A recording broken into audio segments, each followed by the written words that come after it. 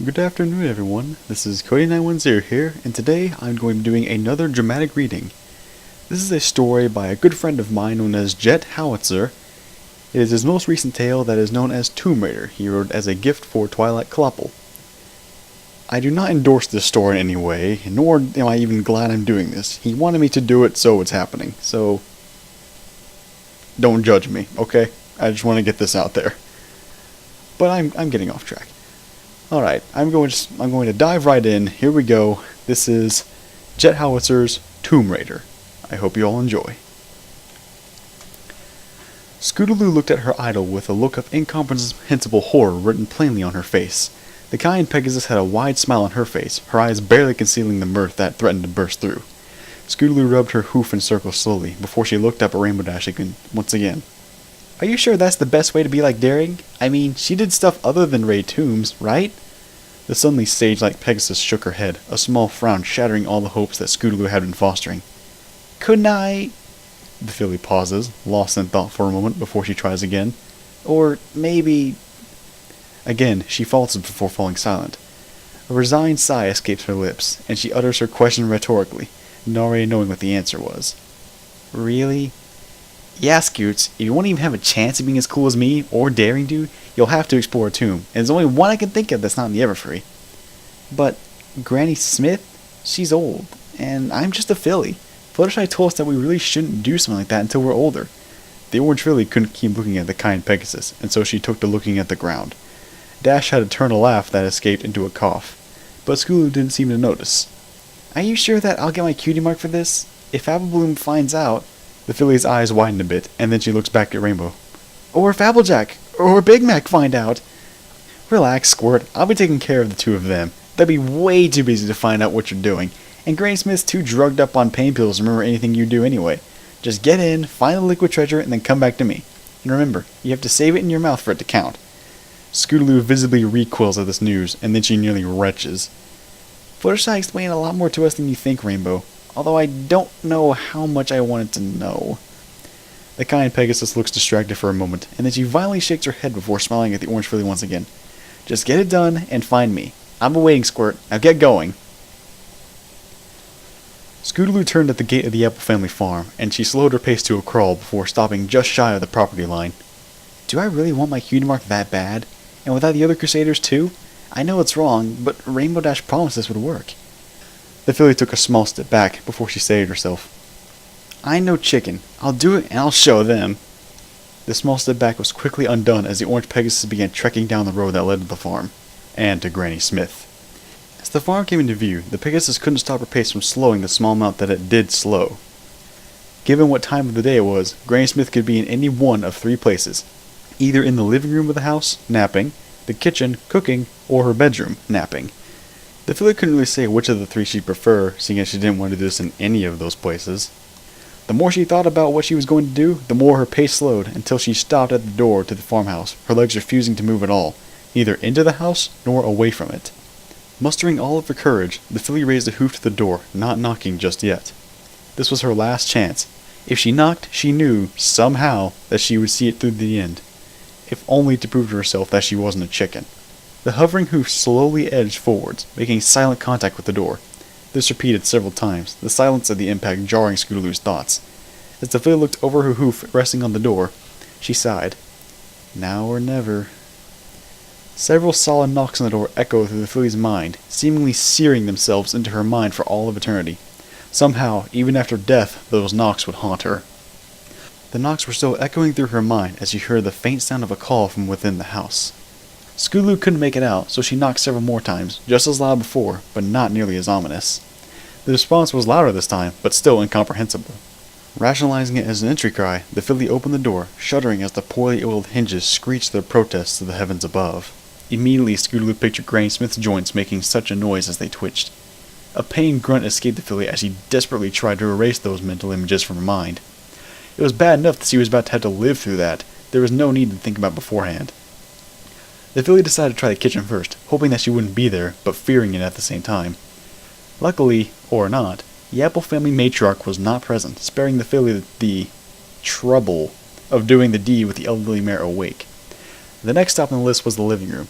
Maybe the filly would get lucky and the mare she was searching for wouldn't be there, or in her room. But would that count as her doing it, or would Rainbow claim that she was just chickening out? As the filly entered the living room, she realized, grimly, that she couldn't honestly claim that the matriarch wasn't present. She was, in fact, napping in her rocking chair. The gentle back-and-forth motion of the chair lulled Scootaloo into a momentary trance, letting her forget what she was doing there, if only for a moment. As the motion decreased in speed, the filly shook off her trance, allowing her to focus on what she was there for once again. The first step towards the mare was the hardest, each subsequent step following the prior one in a mechanical fashion. She wasn't even thinking about the progress she was making, her eyes refusing to look away from a point distractingly close to the elderly mare's hind legs.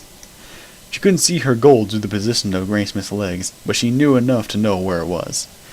The filly finally stopped her inexorable advance as she reached the chair where the mare was gently snoring. Unsure of how to proceed, the filly slowly began to circle the chair, blissfully ignorant of what would be required of her to accomplish what she had set out to do. As her third trip around the mare came to a close, a ghost of an idea began swimming around in the head of the impressionable youth. Perhaps if she could slide the mare down the chair just a bit, she'd be able to reach the tomb. She'd heard, despite her ignorance on the topic, quite a few allusions to the space between Granny Smith's legs. Before she knew what they were referring to, Scootaloo had just assumed they'd been talking about some big Apple family secret. Now, though, Scootaloo was far wiser than she used to be, and the knowledge genuinely disturbed the filly. With gentle hooves, the filly began adjusting the position of the elderly mare, sliding her down the chair until she exposed the once delicate folds of the ancient mare. Scootaloo stared at it for several long minutes before she could rationalize just how anti-moist it was. It almost seemed like it was absorbing the moisture in the air, making itself and everything around it drier. A hoof slowly raised from the floor towards the nexus of the dry, but it stopped halfway up. No amount of mental coercion could raise the hoof any further, and so the filly allowed her hoof to drop back to the carpet, an almost inaudible thump signaling its contact with the floor. A second and third attempt followed, each one meeting with a similar failure. A groan of frustration escaped the filly, and soon she took to pacing round the mare. 2 laps later, and an idea began to take shape within the confines of the filly's mind. It was arguably stupid, but it was better than nothing. Dashing from the room, the filly returned moments later with a small glass of water balanced atop her head. Perhaps a bit of water could help make things a bit smoother.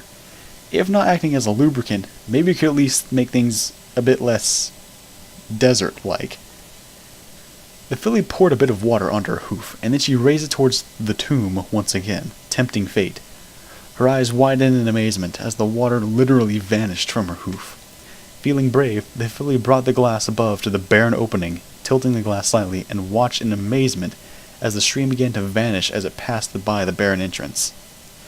The stream slowly widened until none of the water appeared to be vanishing as it fell. Quickly stopping the stream, the filly once again attempted to bring her hoof up, and a tiny smile of success flashed across her face as she was able to bring her hoof into contact with the moistureless skin. A shudder ran along the length of the filly's leg as she gently prodded the barren love box. After the fleeting contact, the filly withdrew her hoof, disgust being the first reason, but panic at prompting a reaction being a close second. When there was no sign of activity on part of the ancient mare, the filly heaved a sigh of relief. She was not even close to done, but at least she was safe for the moment. A small sigh escaped the filly, and she brought up her hoof to the anti-moist crescent once again. Several strokes of her hoof elicited no reaction, and so Scootaloo's motions grew a bit more vigorous, her attempts at prompting any sort of reaction meeting failure. A half-remembered sentence from Fluttershy's lecture flitted through the filly's mind, and she almost gagged as she allowed herself to entertain the notion for even a moment. The filly's tongue soon felt dry within her mouth, and she had to struggle to move the suddenly noticeable appendage within her mouth. A glance at the glass of water reminded Scootaloo of what she needed to do, and with a deep sense of loathing, the filly brought the glass to her mouth, before she took a deep swallow. The second helping she kept in her mouth for a moment, before she spit it back into the glass. Without giving herself any time to think about it, the filly brought her head up right to the barren plot, before sticking her tongue out and running it along the tomb. As she ended her tongue's caress, the filly shivered. She felt like she just licked sand that had been left to dry in the summer sun, with several mirrors around it, focusing more of the sun's light. And then it had been set on fire. Twice. Still, she had to continue, if only for her cutie mark. By this point, Scootaloo didn't care what the others thought. Her only concern was getting her cutie mark. Several laps of Scootaloo's tongue later, and the feminine passage looked no wetter, but at least it was no drier. A small sip of water later, and Scootaloo's tongue was back to work, weaving in an intricate pattern, leaving no part unlicked. The minutes seemed to drag on, and when the first traces of moisture began seeping out of the ancient mare's box, Scootaloo couldn't stop the small gasp that had escaped her. Am I actually making progress? Am I going to be able to pull this off? With a sign of progress before her, Scootaloo quickly redoubled her efforts, taking longer and more frequent laps around the sun oasis that began springing up between the matriarch's legs. Her continued ministrations were rewarded by a half-mumbled name escaping the lips of the mare. Sadly, Scootaloo couldn't hear it, as she was too busy lapping away at the newfound source of hydration. Several small tremors ran the length of the mare's body, and Scootaloo began remembering more of what Fluttershy had told the Crusaders about their impromptu lecture. With a small grunt of exertion, Scootaloo reached a fast pace, her tongue heating up from the friction and the rising temperature of the mare's nethers. Without pausing for anything, the filly continued her barrage of licks. A tiny idea blossomed inside of her slowly changing mind, and she brought her attention to the small nub of flesh that remained mostly ignored for most of the process. Giving it a small nibble, Scootaloo was rewarded with a second, stronger tremor running through the mare. The fluid production by the mare was beginning to reach new levels, and Scootaloo began to suspect that she would soon reach her goal. Much to her surprise, it came sooner than expected. As soon as Granny Smith finally reached climax, Scootaloo braced herself for the coming onslaught. She didn't anticipate much to come from the ancient mare, but the quantity surprised the small filly. More than that, though, was the taste. It took several moments for the filly to admit it, but it was easily the best tasting thing she had ever had. Not only was it delicious, it reminded her of all the best things in life. Memories she couldn't have possibly experienced flashed through her mind, and soon she was looking at the dripping love box with eyes full of lust. The filly had no adequate words to describe her need, but, had she known the word, addiction would have sufficed. Spurred on by a need she couldn't understand, Scootaloo pushed the ancient mare towards a second climax, and then a third. After the fourth, the filly finally managed to keep herself from swallowing, and so she giddily began running out of the house, not even bothering to take note of the puddle of femcum on the floor, or what was splattered all over her face. The trip down the road that led off the farm went by in a haze as the filly made sure to breathe through her nose, lest she swallowed the precious cargo she was carrying. A tiny tingle on her flank passed by unobserved, and a smile of utter bliss planted itself on the filly's features. As she began walking into town, she noted an odd number of ponies staring at her. She couldn't fathom why, so she just kept walking, both eyes searching for the rainbow-maned Pegasus. When she spotted the Cayenne Pegasus flying down the road, she had to remember not to shout out the name of Pegasus, lest she do something unspeakable with the liquid, like waste it on the ground. The lazily flying Pegasus couldn't keep the grin off her face as she sped towards the orange filly. Rainbow Dash landed easily before the filly, the grin on her face quickly growing into a wide smile as she saw the state of the filly's face and shoulders. "Looks like you really went at it, Squirt. Did you manage to save some of its proof, or is all of Granny's juice splattered on your face?" The filly quickly shook her head, enjoying the slight sloshing in her mouth. "Well, spit it out. You don't need to save it anymore." Again, the filly shook her head. "You don't want to?" An eager nod followed this query, and Dash raised an eyebrow. Why? The filly quickly began gesturing, refusing to speak. This carried on for almost a full minute before Dash interrupted. "How about you spit it into a glass? That way it's easily put back in your mouth. If that's what you really want." Again, she is greeted with an eager nod, and so she quickly flies to her home and back, the trip taking 10 seconds flat. "Here, I got you a glass." The filly reverently dribbles the fluid into the glass, looking at it with something bordering on fanaticism. "Is everything alright, Squirt? You don't look right." "I'm better than alright, Rainbow Dash. In fact—" She looks away from the glass for just a moment, her eyes sparkling. "I feel better than ever." Dash took a half step back as the filly returned her attention to the glass. Dash hesitantly reached a hoof for the glass, but a swat of the filly's hoof dissuaded her, and so she began circling the filly, trying to figure this out. As she spotted the new mark on the filly's flank, Dash realized what she'd done. Sitting there, proudly displaying Scootaloo's talent to anyone with a dirty mind, was her cutie mark. It was innocuous enough, but anyone who had heard some dirty jokes would get the reference. It was, unmistakably, a slimy clam.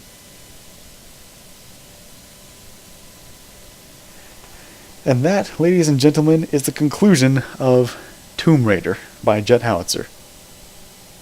I hope you all enjoyed this more than I did. I hope you all enjoyed this more than I did. And I'm just gonna go take a shower. And goodbye. I'm out.